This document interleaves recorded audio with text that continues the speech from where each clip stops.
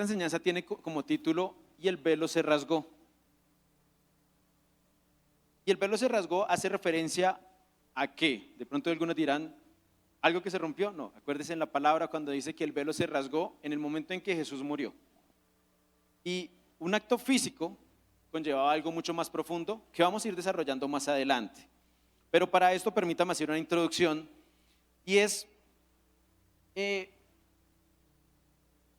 para los que no saben o no conocen, yo tengo una esposa, soy casado con Ivonne, tengo más de 10 años de casado con ella. Y en estos días que estaba preparando la enseñanza me estaba acordando cómo empezó todo, me estaba acordando cómo fue el inicio. Y yo me acuerdo que estamos igualitos, no hemos cambiado nada. Yo me acuerdo la primera vez que fui a la casa de mis suegros. Les doy un poquito de contexto. Yo con Ivonne me conozco tal vez desde los 11 años, desde niños en la iglesia, asistíamos a la misma iglesia, pero no éramos amigos. Empezamos a pasar tiempo, a ir creciendo. Más o menos por ahí como a los 17, 18 años empezó una amistad, la amistad pasó a un gusto y yo la entiendo, me vio y dijo, este es. Y empezó poco a poco a venir un gusto, pero yo conocía, como les digo, llevamos tanto tiempo en la iglesia, yo conocía a una gran parte de su familia, de por sí era más amigo de su papá, o sea, mi suegro, que de ella misma. Y ya cuando empezó un gusto y bueno, tenemos que hablar, y en la casa de ella le empezaron a decir como, ¿y por qué sale tanto con Marco? Pues, bueno, hay que ir a poner la cara. Yo todavía me acuerdo, eso fue un viernes en la noche, yo llegué a la casa de ella como a las 7 de la noche, y pues fue sentarnos, comimos y estaban los hermanos y todo eso y se fueron acostando y todos los hermanos así. Váyanse a acostar y, ¿por qué él está acá? Se fueron a acostar, nos quedamos en la mesa, mi suegro, mi suegra, Ivonne y yo.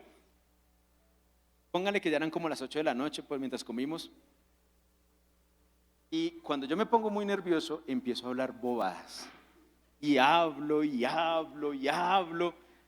Para no hacerle largo el cuento, como a las 11:30 de la noche, después de que habíamos hablado de carros, de fútbol, de diferentes situaciones, ya mi suegro me miraba con cara como de, o sea, yo estoy seguro que usted no vino acá a hablar de carros. Y entonces como que, no, pues es que yo estoy diciendo cosas. ¿Qué? No, que su hija. Al final, después de toda esa charla, fueron 5 minutos para decirle, la verdad, pues, quiero mejorarle la familia, suegro. Después de todo eso hablamos, pero fueron 5 minutos de charla como, bueno, y ellos se rieron y dijeron como, chistoso porque tuvo un preámbulo como de 2 horas y media, casi 3, para decir algo tan puntual y tan práctico. Pero, más allá de ese suceso, quiero hablarles de algo y es, ¿cómo me sentía yo ese día en esa casa? ¿Han escuchado el término como gallo en patio ajeno? ¿No? ¿Ninguno? Bueno, en pocas palabras, ¿qué traduce eso? Me sentía en el lugar, que no estaba en el lugar indicado. O sea, me sentía como, uy, ¿acá qué pasa? ¿Cómo hago? ¿Cómo me comporto? No sé si he tenido la oportunidad ¿cuántas personas han vivido durante mucho tiempo en un barrio y en la misma casa, con la misma gente? ¿Ninguno? ¿Cuántos? ¿Listo? ¿Cuántos han vivido? Tomás, pregunta, ¿cuántos años duraste viviendo en el mismo lugar con la misma gente?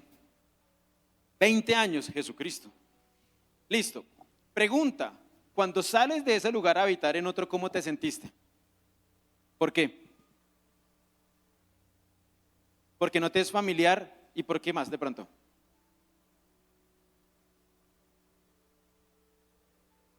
Porque no conoces a nadie. ¿Listo? Pregunta, sé que hace poquito volviste a ir a casa. ¿Cómo te sentiste cuando volviste a entrar a casa? ¿Melancólico? Me imagino que vienen todos esos recuerdos. Ok. Pero pregunta, ¿al volver a ese lugar te sentiste como si no fuera tu sitio? O sea, desubicado.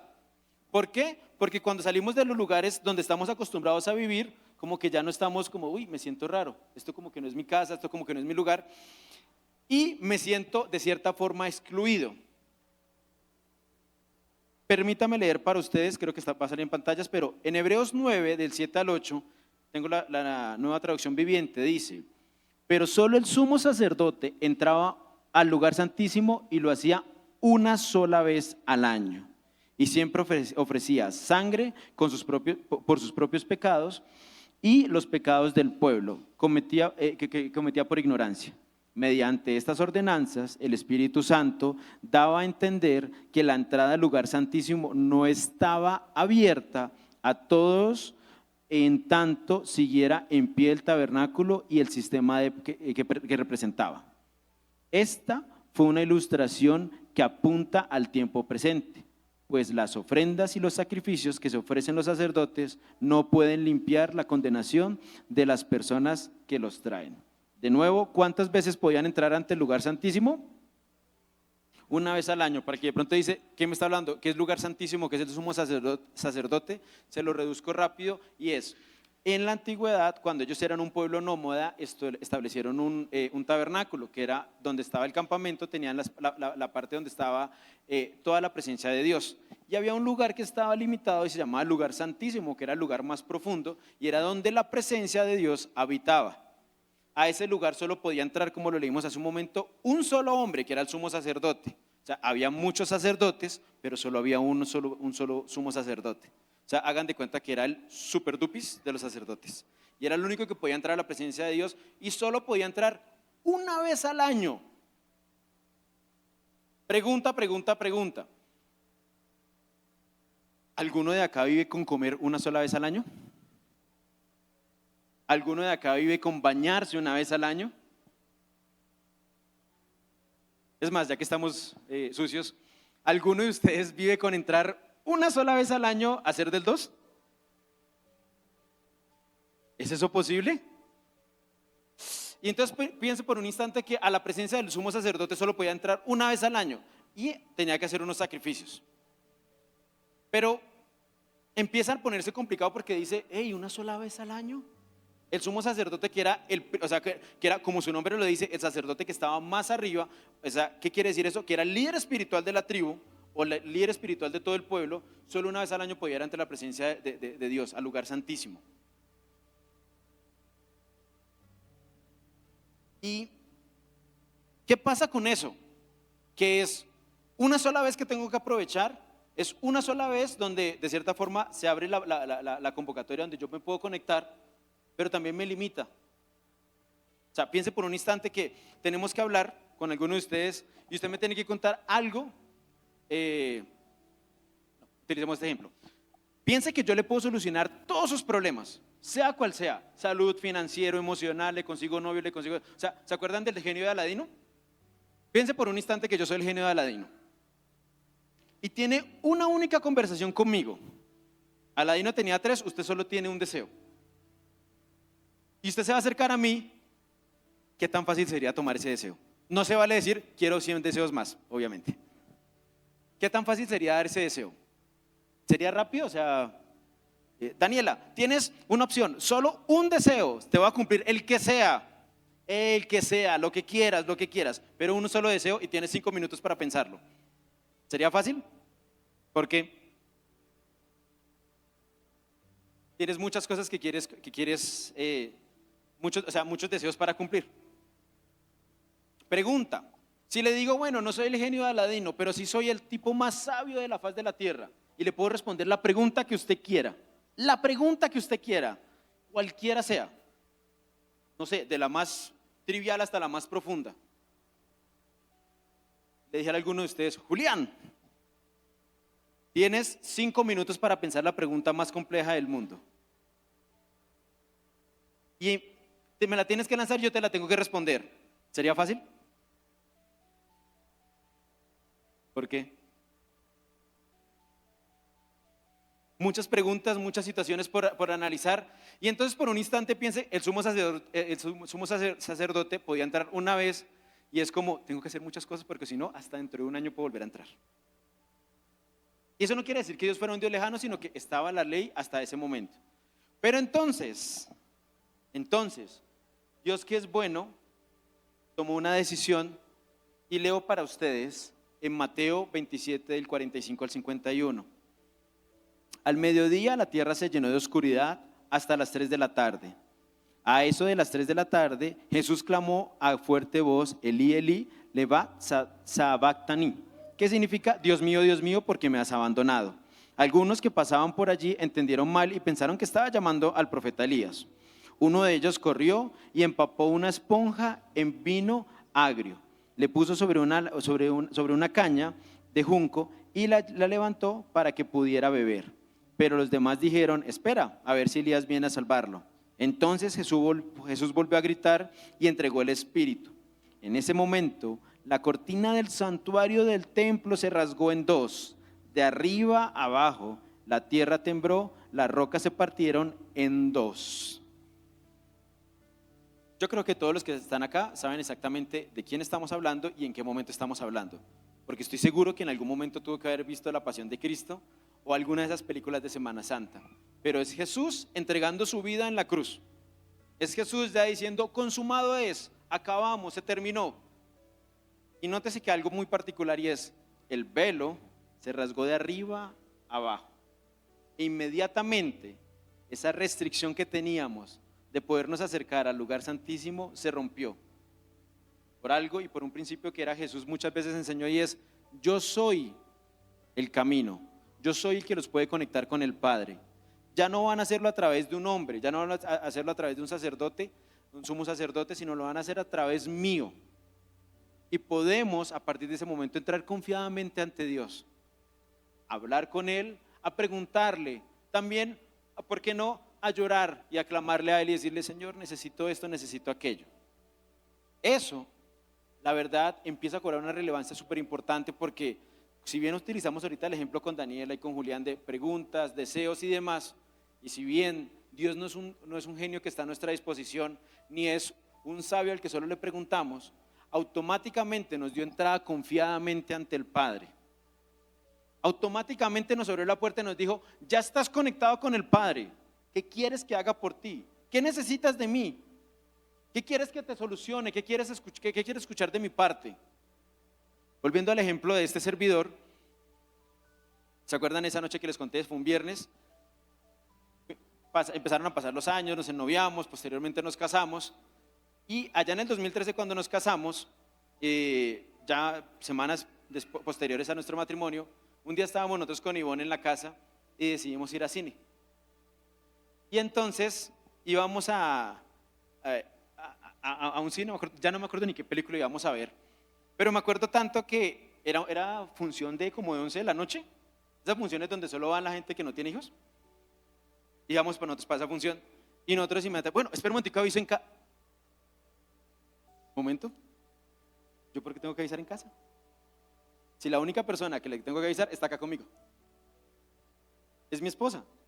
Y automáticamente en ese momento hubo un switcheo en mi cabeza, y es, la casa de mis papás ya nunca más volvió a ser mi casa.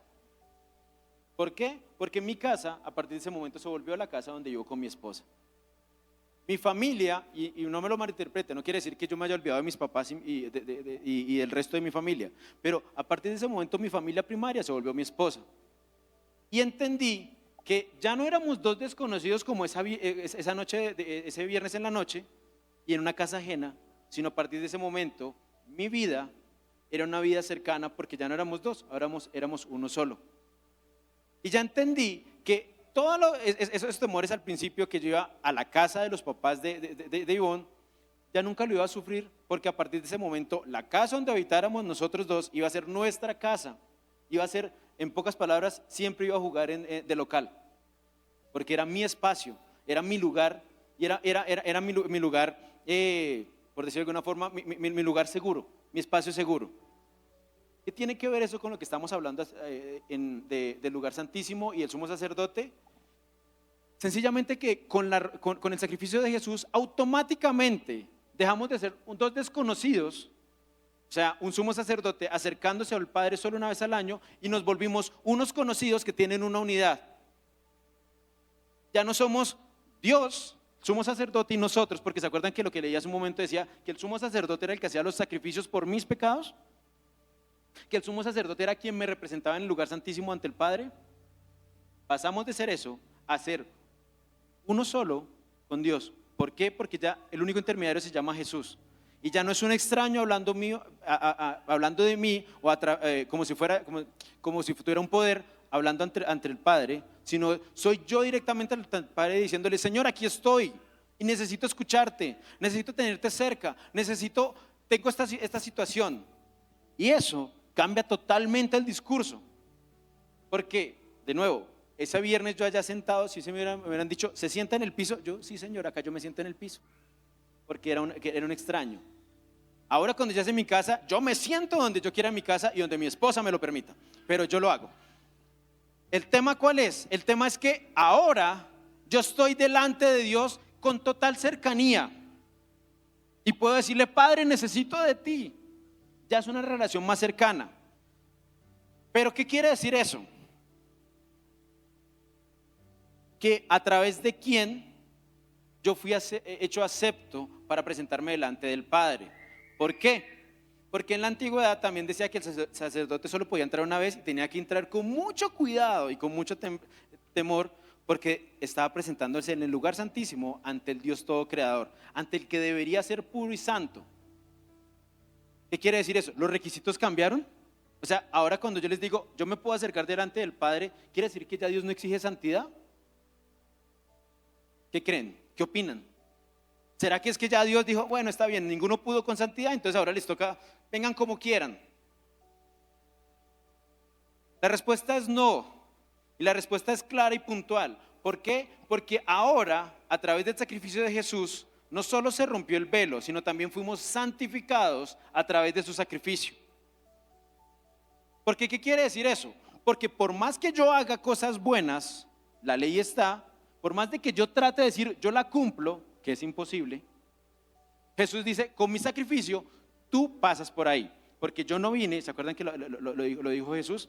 Yo no vine a abrogar la ley, vine a cumplirla, para cumplirla por ustedes, para darle validez y para que ustedes tengan acceso al Padre a través de la santificación dada por mí.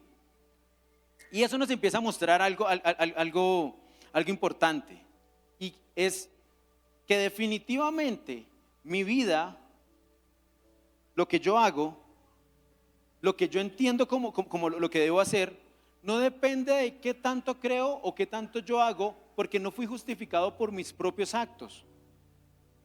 Fui santificado por el sacrificio de Jesús en la cruz. Así que yo recibí un regalo que no merecía. Porque el justo, el que no tenía pecado, un día vino a una cruz como esta, o como esa que está en la pantalla, y pagó por mis pecados. Un día vino a la cruz y pagó por todas mis ofensas. Y la Biblia lo dice: vino y cumplió un solo sacrificio necesario y válido por todos nuestros pecados y por todas nuestras fallas. Cuando empezamos a verlo con esa perspectiva, empezamos a entender que la obra redentora de Jesús fue mucho más allá de venir a la tierra y volvernos a conectar con el Padre, que ya era bastante grande, sino es mucho más profunda, y es: no solo nos conecta a través de la cruz con el Padre, sino que adicional nos permite estar puros delante del Padre, porque Él dice: yo por Él fallecí, no mire sus pecados, yo por Él morí.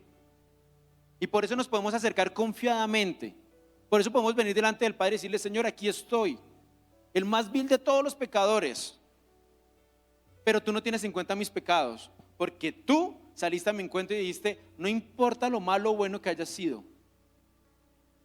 Porque la perfección que buscaba en santidad Dios era imposible encontrarla. Porque ese nivel de perfección no se lograba, por más de que quisiéramos. Y no es porque Dios haya sido malo, sino porque es que el estándar era muy alto. Si ustedes son como, no sé si les ha pasado, que ven algo como una pared blanca y justo hay un manchoncito en toda la mitad. A ustedes no les como que les raya la cabeza y como que está blanca, pero hay un manchón ahí. ¿No les pasa? Y como que no da tranquilidad, como que sí, está muy bonito, ay, qué chévere esa pared blanca, ay, sí, y ese manchón. Y usted siente que todas las miradas están puestas ahí. O si usted es de los míos, que cuando come, usualmente esa área yo la quedé viendo y yo usualmente me chorreo. Y si es camisa blanca y está comiendo espaguetis y cae una manchita por ahí en algún lugar, puede ser minúscula, pero usted siente que todo el mundo lo está mirando así. Tiene una mancha ahí. y, y empieza uno como a taparla. ¿Y qué más? Pero siempre está la mancha ahí. Entonces, ese mismo nivel, o sea, no, yo era bueno, yo no mataba, yo no robaba, yo no hacía, pero se hacía esto. ¿Y se acuerdan cuando Jesús viene y dice, se les dijo que no desear, que adulterar, que no era un acto físico? Usted mira a una mujer y la codició, ya cometió pecado. Entonces Jesús lo que vino a decir fue, hey, la ley no es algo tan superficial, era mucho más profundo para cada uno de ustedes o cada uno de nosotros. Lo que nos está diciendo es, esa profundidad y ese nivel de perfección no lo alcanzaban. Yo se los di a través de mi sacrificio. Fueron santificados o fuimos santificados y purificados a través de ese sacrificio. Pero eso, ¿qué quiere decir eso? ¿Que ya mis pecados no son tenidos en cuenta? ¿Qué quiere decir eso, Marco? ¿Que fue borrón y cuenta nueva? ¿Qué quiere decir eso? Que a partir de este momento yo puedo hacer y deshacer porque al final Jesús hizo un sacrificio por mí. Si usted definitivamente limita la conversación a eso de ¿puedo seguir pecando y haciendo porque Jesús me perdona? No entendió correctamente el mensaje del Evangelio. Porque acá no se trata de cuántos pecados te perdonaron a ti o a mí. No se trata de eso. Se trata de entender que a pesar de que no tener que hacerlo, porque acuérdese quién fue el que le falló a Dios. ¿Dios a los hombres o los hombres a Dios? ¿Se acuerdan en Génesis 3? Cuando les dice, vivan y pueden hacer todo lo que quieran en este lugar, pero solo hay algo que no pueden hacer, y es comer del fruto. Y ellos comieron, y les parafraseo rápido, dice que el Espíritu de Dios estaba moviendo por el jardín, ellos lo escucharon, fueron y se taparon, y Dios vino a su encuentro. Dios vino a buscar al hombre, y se acerca y dice, ¿dónde estás? No, es que nos dimos cuenta que estábamos desnudos y nos escondimos. Y fue la primera pregunta de Dios, ¿y quién te dijo que estabas desnudo? Y el hombre todo macho, todo varón dijo, la mujer que usted me dio, me hizo comer. Ya, era todo un caballero ese Adán. Y empezaron los problemas, entonces dijo la mujer, la serpiente. Y la serpiente empezó el juicio, pero al final, acuérdense que en Génesis 3:15 él dice, yo que soy el agraviado, yo que soy al que ofendieron, al que desobedecieron, voy a poner el fundamento para que un día usted pueda restaurar la relación conmigo. ¿Se acuerda que le dice, pondré enemistad entre tu simiente y su simiente? En algún momento su descendencia te aplastará la cabeza y tú le morderás en el calcañar. Si usted de pronto no lo ha escuchado, sencillamente ahí le estaba diciendo, desde ese momento, desde el Génesis, le estaba diciendo, a pesar de que los que fallaron fueron ustedes, yo voy a generar el plan de redención para ustedes, para que volvamos a tener una comunión con Dios. ¿Qué quiere decir eso? Que el ofendido encima de todo buscó la solución. ¿Cuántos casados hay acá en este lugar? Pregunta seria y puntual, y sea sincero.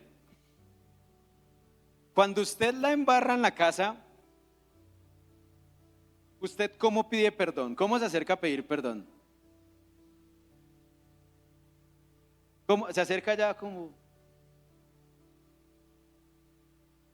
Mi amorcito, yo sé que no se debía hacer eso, pero perdóname. Y si su esposo o su esposa está bien enojado, tenga misericordia. Cuando es al contrario, el que la embarró fue él o ella, ¿cómo es su actitud? ¿De rodillas? Y si es así no vale. ¿Solo en mi casa hay peleas? ¿Ustedes no tienen problemas? Por favor, una consejería ahorita al final. Porque la forma como reaccionamos ante las situaciones es diferente dependiendo de. Si soy el ofendido, de rodillas, arrepiéntase porque lo está haciendo mal. Si soy el que ofendió, bajamos como la cabeza, como que, y buscamos de cierta forma como escudarnos. ¿No me cree? Adán, ¿qué hizo? Fue ella. ¿Y la mujer qué hizo? Fue él. Siempre buscamos cómo escudarnos. El ofendido, que era Dios, fue el que dijo, no importa, no me importa de quién haya sido la culpa, porque como van las cosas, la culpa va a terminar siendo mía. Facilito podía decir Dios. ¿No? ¿No me cree? Adán, ¿qué palabras utilizó? La mujer que tú me diste. O sea, en pocas palabras, esa que usted me dio, es que no me pudo haber dado una mejor, ¿hola? O sea, ya era culpa de Dios. Y la mujer dijo, la serpiente. ¿Quién creó a la serpiente? ¿Quién creó a la serpiente? En pocas palabras, por todos lados era culpa de Dios. Pero no, sin importar eso dijo, no importa, yo puedo establecer una reconciliación para que vuelvan a tener esta cercanía conmigo. Y entonces, partiendo de eso y para ir finalizando y para ir cerrando, cuando dice Dios que va a poner enemistad entre la simiente, los descendientes de la serpiente y del hombre, está hablando sencillamente que en algún momento un descendiente del hombre iba a poner su cabeza sobre la serpiente y la iba a destruir. Ese descendiente se llama Jesús. A través del sacrificio de Jesús, un día ese rompimiento iba a haber una reconciliación y iban a poder venir, acercarse confiadamente de nuevo a esa presencia de Dios.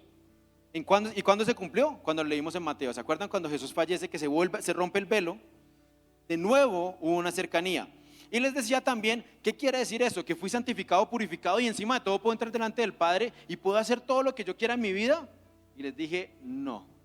Porque esto no se trata de qué tantos pecados tengo para acercarme, qué tan buenos son mis pecados o qué tan graves son mis pecados. Se trata sencillamente de, no teníamos la potestad de acercarnos a Dios, pero a través de la santificación del Padre podemos hacerlo rendidamente.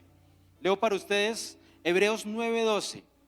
Dice, con su propia sangre, no con la sangre de cabras ni de becerros, entró en el lugar santísimo una sola vez y para siempre, y aseguró nuestra redención eterna. ¿Eso qué quiere decir?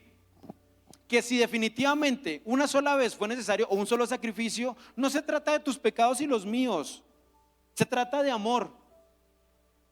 Se trata de un amor desinteresado que tuvo Dios con nosotros y dijo, no me importa qué tan bueno o malo seas, no me importa si ni siquiera valoras o no valoras el sacrificio de mi hijo. Hoy quiero tener una relación nueva contigo y para tener esa relación hoy te he santificado. Te he quitado la carga que había puesto sobre tu vida, que te obligaba a estar realizando sacrificios para poderte santificar o presentarte puro delante mío. Hoy quité eso y hoy te permito presentarte santo y puro y sin mancha delante mío.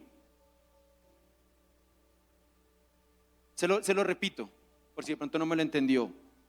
Con todo el amor del Padre, se acercó un día a nosotros y dijo, hoy me acerco a ti y te digo, no importa qué tan bueno o malo seas, no importa qué pecados traigas, a partir de hoy son borrón y cuenta nueva, porque por el sacrificio de mi hijo en una cruz, hoy eres santificado y purificado. Hoy eres puesto a paces conmigo y nunca más vas a tener que pagar por esos pecados. Nunca más esa culpa puede venir a tu vida.